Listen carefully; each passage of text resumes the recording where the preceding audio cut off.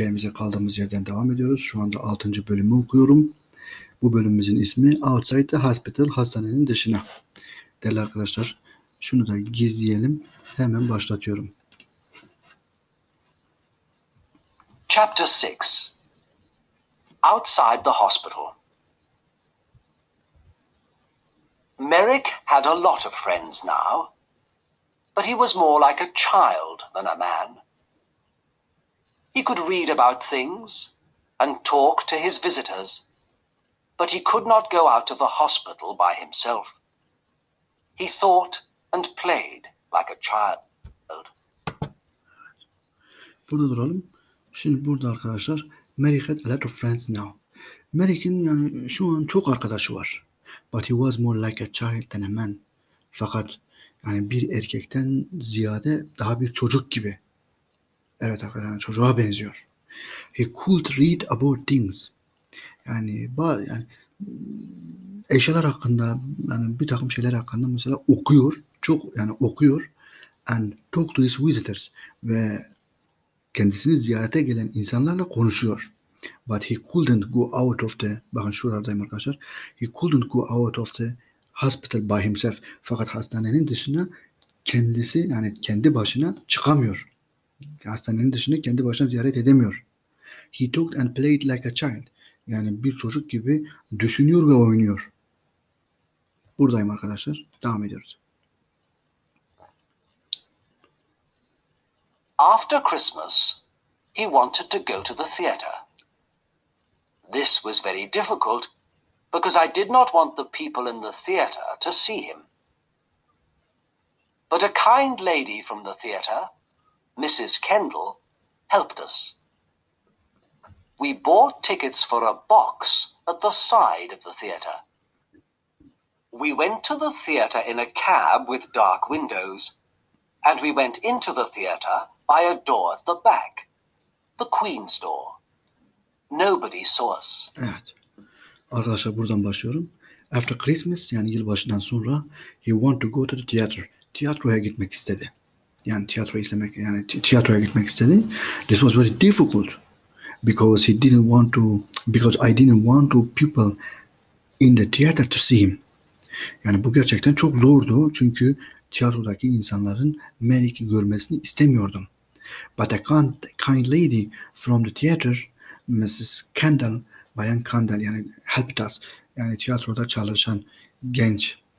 çalışan bir bayan, yani kibar bir bayan, Bayan Kendall bize yardımcı oldu. Helped us. We booked ticket for a box at the side of the theater.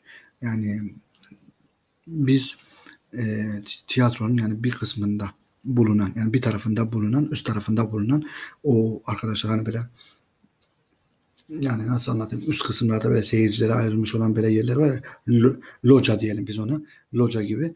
Onun için mesela bir ticket aldık. Yani we booked tickets, onun için bilet aldık arkadaşlar. For a box at the side of the theater, yani sahneyi gören bir loca için ticket aldık, bilet aldık. We went to the theater in a cab with the dark windows, and we went into the theater by a door at the back, the Queen's door. Nobody saw us. Yani biz tiyatroya camları siyah olan bir arabayla gittik. Evet, dark windows, bir arabayla gittik. And tiyatronun içerisine kraliçenin kullandığı arka kapıdan girdik. Arkadaşlar bakın burada. We went into the theater. Tiyatronun içerisine girdik.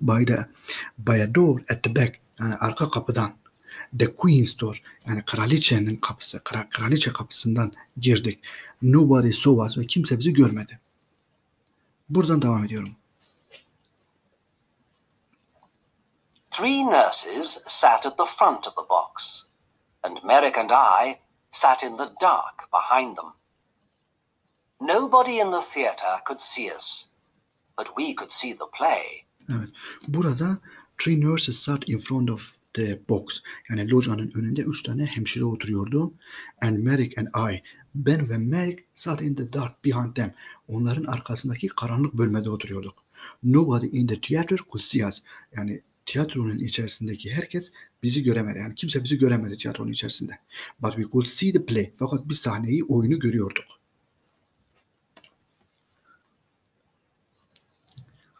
It was a children's Christmas play. Merrick loved it. It was a most wonderful, exciting story. Often he laughed, and sometimes he tried to sing like the children in the theatre.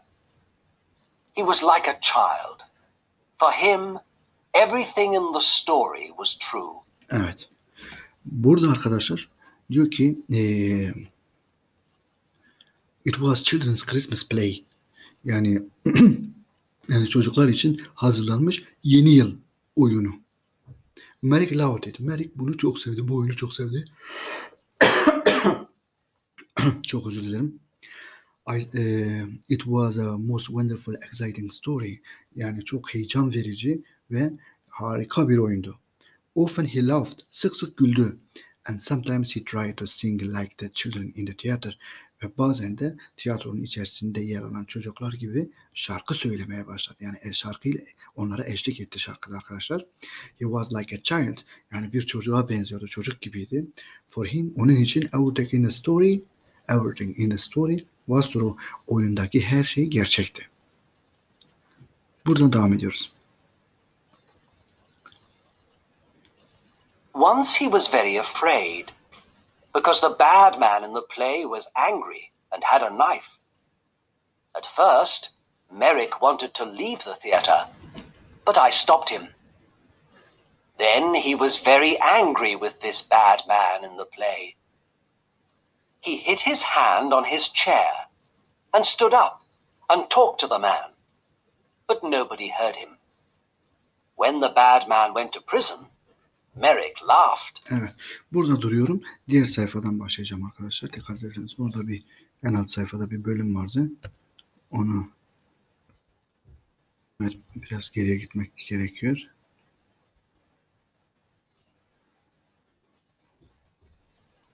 Evet şurada. Once he was very afraid. Bir keresinde oyunu izlerken arkadaşlar, şimdi Merrick oyunu izliyor ya locadan. Bir keresinde bakın, once he was very afraid. Bir keresinde çok korkmuştu. Because the bad man in the play, oyundaki kötü adam, was angry and had a knife. Çok kızmıştı ve elinde bir bıçak vardı. Yani bir bıçağı vardı arkadaşlar. At first Merrick, ve hemen başında Merrick, arkadaşlar buradan diğer sayfaya geçiyorum. Evet. Want to leave the theater. Merrick diye oyunun bunu görünce mesela arkadaşlar tiyatrodan ayrılmak istedi. Wanted to leave the theater. But I stopped him. Fakat ben onu durdurdum.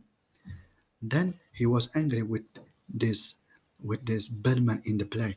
Ve oyundaki bu kötü adama çok kızmıştı. He hit his hand on his chair.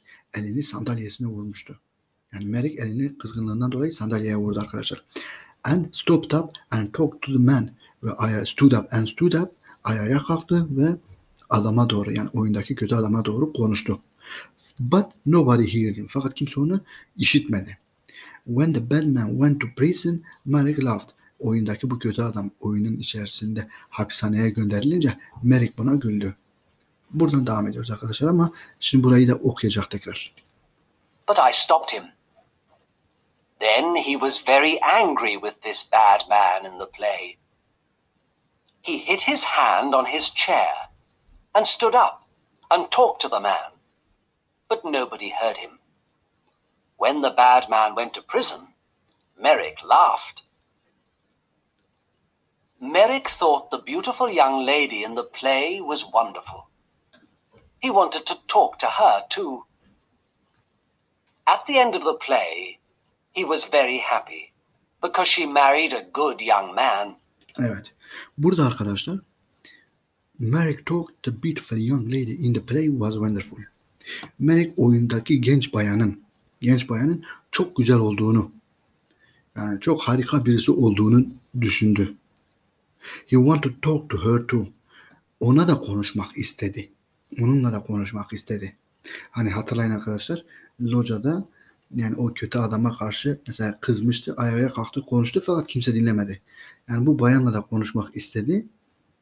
Burada he wanted to talk to her too. Yani onunla da konuşmak istedi. At the end of the play, he was very happy because she married a young good young man ve oyunun sonunda bu oyundaki genç bayan arkadaşlar bakın at the end of the play he was very happy because she married. She dediği bu oyundaki güzel bayan. Bu oyundaki güzel bayan genç bir adamla iyi bir adamla evlendiği için Merrick mutlu oldu arkadaşlar. Evet burada bakın he was very happy. Mutlu oldu. Buradan devam ediyorum.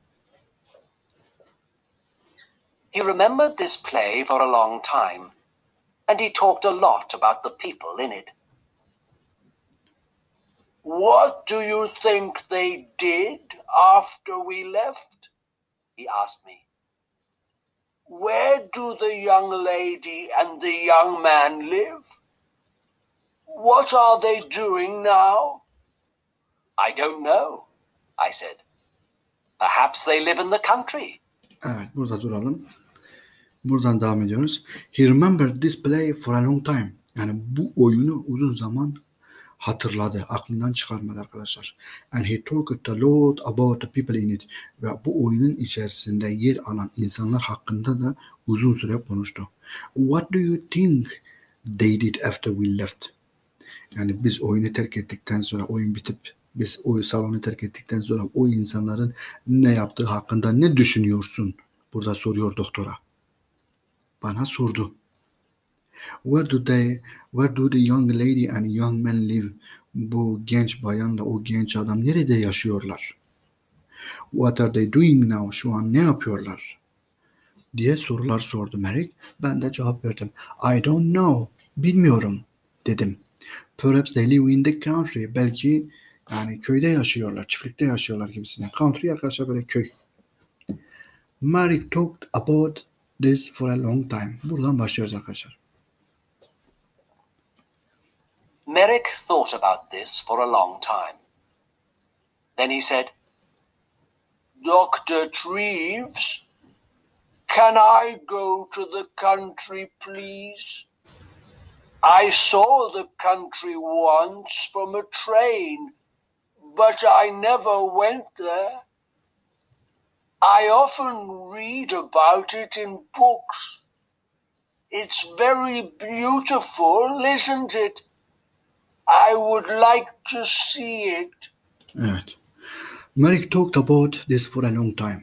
Yani bu konuşmayı arkadaşlar hani en son burada doktor dedi ya belki bunlar köyde yaşıyorlar. İşte Merrick bunu çok düşünmüş. Merrick talked about this for a long time. Merrick bu konuyu çok uzun zaman düşündü. Then he said ve sonra dedi ki Dr. Treves, can I go to the country please?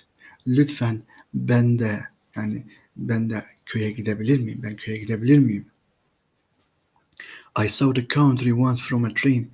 Yani bir gün yani köyü bir gün trenden geçerken yani trenin içerisinde yanından geçerken gördüm. Yani burada bakın I saw the country once from a train. Yani ben köyü sadece trenin içerisinden gördüm. But I never went there. Fakat oraya hiç gitmedim. I often read about it in books. Yani kitaplarda onun hakkında çok şey okuyorum. It is very beautiful, isn't it? Çok güzel yer değil mi? Yani çok güzel değil mi? I would like to see it. Onu görmek istiyorum. Burada bakalım doktor ne diyor?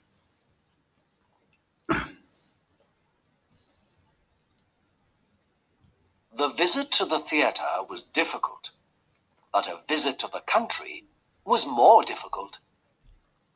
But again, one of his new friends helped us. She had a small house in the country, and Merrick could stay in it for the summer, she said. Evet, burada the visit to the theater was difficult. Yani tiyatroya gitmek zordu. Fakat bu köye gitmek daha da zordu. To visit the country was more difficult. Daha da zordu. Fakat tekrar one of his new friends helped us. Yani Merrick'in arkadaşlarından biri bize yardım etti. She had a small house in the country. Yani köyde küçük bir evi vardı. And Merrick could stay in it for the summer. Ve Merrick'in bir yaz boyunca orada kalabileceğini söyledi. I took Merrick to the country in a train with dark windows. so nobody could see him. Then we went in a cab to the country house. I took Merrick to the country in a train with dark windows. Merrick'i köye camları siyah olan trenle, yani yani trenin bir bölümünün arkadaşlar camları siyah karartılmış, hani gölgelendirilmiş. Merrick'i işte bu bölüme koyarak götürmüş doktor. Biz bunu mesela şöyle tam anlamlandırmaya çalışalım arkadaşlar. Ben Merrick'i, yani camları siyah olan trenle köye götürdüm. Çünkü nobody could see him. Çünkü onu kimsenin görmemesi için arkadaşlar, onun kimse tarafından görülmemesi için onu camları siyah olan bir trenle köye götürdüm. Then we went in a cab to the country house. Ve sonra köydeki eve bir arabayla gittik. There were a lot of trees near the house, but no people lived near it. A countryman brought food to the house every day, but no people came near it. Evet. There were a lot of trees near the house. Evin yanında birçok ağaç vardı. But no people lived near it. Fakat evin yanında yaşayan pek fazla insan yoktu arkadaşlar. Yani kimse yoktu. Kimse yaşamıyordu. A countryman brought food to the house every day. Bir köylü arkadaşlar eve her zaman yiyecek getiriyordu. But no people came near it. Fakat daha fazla yanına yaklaşan kimse yoktu. I stayed with him that night. At night, it was very dark and quiet. In the morning, hundreds of birds sang in the trees, and everything outside the house was green. Merrick walked under the big trees, looking at things happily and singing his strange song. Evet. I stayed with him that night. O gece kendisinin yanında kaldım. Onun yanında kaldım. At night, geceleyin, it was very dark and quiet. Sessiz ve karanlıktı. Her taraf, yani köyün, evin bulunduğu alan arkadaşlar karanlık ve sessizdi. In the morning, sabahleyin, hundreds of birds sang in the trees. Yani ağaçlardaki yüzlerce kuş ötüyordu. And everything outside the house, evin dışındaki her şey was green, yeşildi. Merrick walked under the big trees. Merrick büyük ağaçların altından yürüyordu. Looking at the things happily. Eşyalara, yani çevresindeki eşyalara, yani ağaçlara, kuşlara falan mutlu bir şekilde bakıyordu. And singing his strange song. Ve o ilginç şarkısını söylüyordu.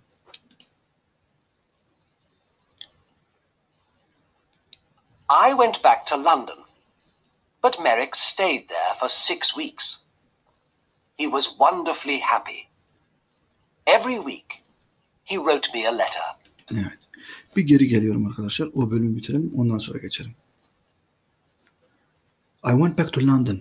Sonra yani Londra'ya geri döndüm. But Merrick stayed there for 6 weeks. Fakat Merrick orada 6 hafta kaldı. He was wonderfully happy. Harika bir şekilde mutluydu. Every week he wrote me a letter. Her hafta bana bir mektup yazdı. Wonderfully happy. Every week, he wrote me a letter. Apple Tree House, West Wickham, Berkshire, the 21st of July, 1889. Dear Dr. Treves, I had a wonderful day again today. It was very warm, so I walked under the trees and sat by a stream. Evet. Burada arkadaşlar şu bölümü okuyalım. Bakalım sonra diğer sayfaya geçeceğiz. Apple Tree House. Burada mektup yazıyor arkadaşlar doktora. Apple Tree House, yani elma ağacı evi, West Wickham, Batı Wickham, Berkshire, Temmuz'un 21'i, yıl 1889. Dear Dr. Treves, sevgili Dr. Treves, I had a wonderful day again today. Tekrar güzel bir gün geçirdim bugün. It was very warm. Hava çok ılıktı, çok sıcaktı. So I walked under the trees. Ağaçların altında yürüdüm. And sat by a stream. Sonra bir su akıntısının yanında oturdum. Yani nehrin kenarında oturdum. Stream burada arkadaşlar akıntı, su akıntısı. No people lived near the house in the country. Yani köyde bu evin yanında oturan başka insan yoktu arkadaşlar. No people. Yani insan yoktu. Buradan devam ediyorum. The water in the stream made a beautiful noise, like singing. Did you know that? I listened to it for 2 hours. Lots of little birds came near me.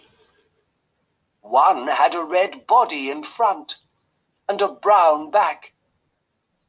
I gave it some bread and it sat on my hand. A lot of birds are my friends now. Evet, burada geri geldim. Şu kısmı bitirelim. Mektubun diğer tarafına yine geçeceğiz arkadaşlar. Burada dikkat edin, bakın resimde arkadaşlar kuş elinin üzerinde. Elinin üzerinde bir kuş var. A lot of birds are my friends now.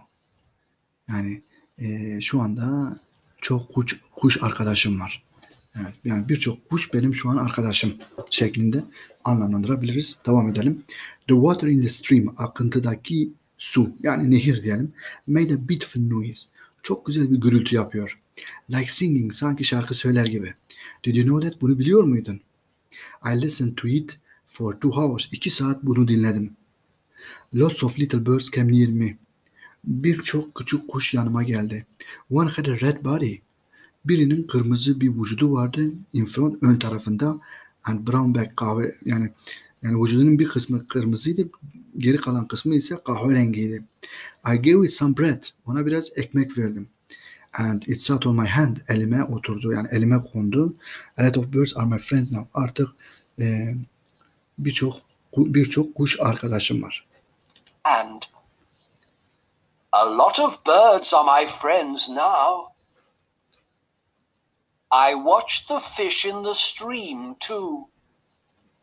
They were very exciting because they move very fast. One minute they were there, and the next minute I couldn't see them. But I waited quietly, and they always came back. I put my hand in the water, but I couldn't touch them. Evet. I watched the fish in the stream too. Aynı zamanda yani nehrin içindeki balıklara da baktım. Evet. Yani balığa da baktım. Daha doğrusu belli bir balık var arkadaşlar. Balıklar değil, belli bir balık var. Yani nehrin içindeki balığa da baktım. Evet. They were very exciting. Yani çok heyecanlıydılar. Yani ona bakmak çok heyecanlı. Because they move very fast. Çünkü çok hızlı hareket ediyorlar. One minute they were there and the next minute I couldn't see them. Yani bir dakikalığına oradaydılar ama bir sonraki dakika onları göremiyordum. But I waited quietly. Fakat sessizce bekledim. And they always come back. Ve her zaman geri döndüler. Arkadaşlar şuradayım. I put my hand in the water. Elimi suya soktum. But I couldn't touch them. Fakat onlara dokunamadım.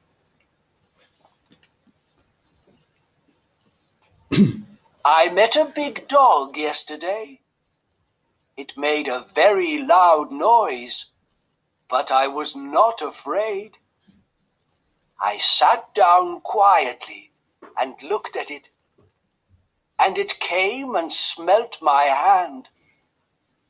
I saw it again today and gave it some bread. It likes me now. Özür dilerim.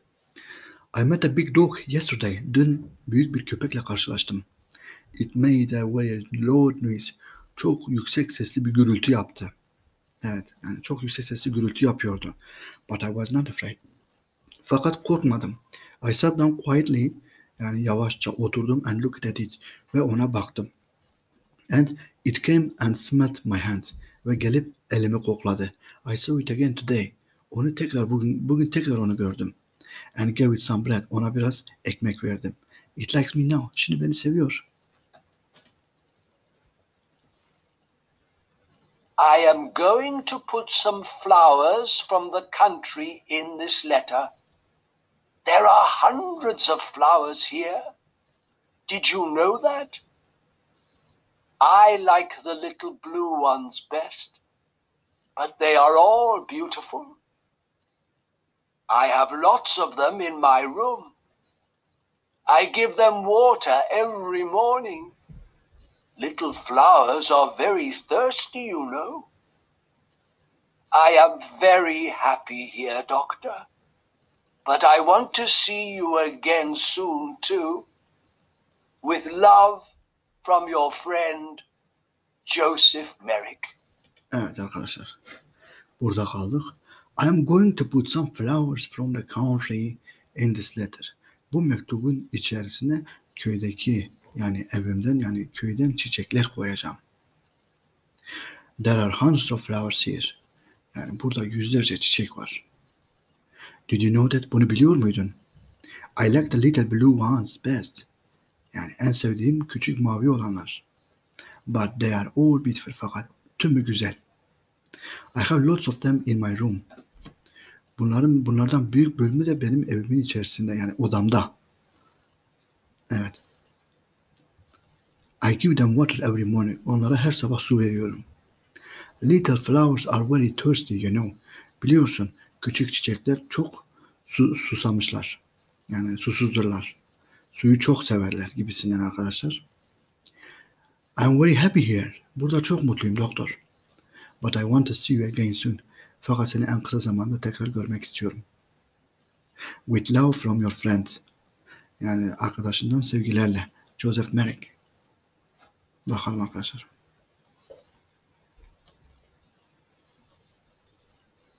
At the end of the summer, he came back to London. He was very well, and his skin looked much better. He talked about the country a lot, but he was happy to see his friends and his books again too. Evet. At the end of the summer, he came back to London. Yani yazın sonunda tekrar Londra'ya geldi. He was very well. Çok iyiydi. And his skin looked much better. Ve derisi daha iyi gözüküyordu. He talked about the country a lot. Yani köydeki evi hakkında çok konuşuyordu. Çok bahsediyordu ondan. But he was happy to see his friends and his books again. Fakat tekrar arkadaşlarını ve kitaplarını görmekten de çok mutlu olduğunu söylüyordu. Değerli arkadaşlar, kitabın 6. bölümünü bitirdik. Bundan sonraki bölümümüz Chapter 7, 7. bölüm. The Last Letter. Bundan sonraki bölümün başlığı The Last Letter, son mektup. Kitabın bu bölümüne burada son veriyorum. Bir sonraki bölüm olan 7. bölümde tekrar görüşmek dileğiyle. Umarım yaptığım faaliyet yararlı oluyordur. Lütfen tekrar uyarıyorum. Yani siz de yararlı olduğunu görüyorsanız ne yapınız? Paylaşınız. Görüyorsunuz ki yani farklı bir dünyadan bir kitap okuyoruz arkadaşlar. Farklı bir kitap okuyoruz. Onun edebiyatını anlamaya çalışıyoruz. Bu kelimeleri bilmek, anlamlandırmak oldukça zor ama çalışıldıkça yapılamayacak diye bir şey yok. Her şey yapılır. Çinceyi bile öğreniriz, Japoncayı bile öğreniriz. Yeter ki azimli, devamlı olalım. Yani devamlılık içerisinde olalım. Tabii her şeyin başı ne? İstek. Her şeyin başı merak. Değerli arkadaşlar, burada bu bölüme son veriyorum. Bir sonraki bölümde tekrar görüşmek dileğiyle.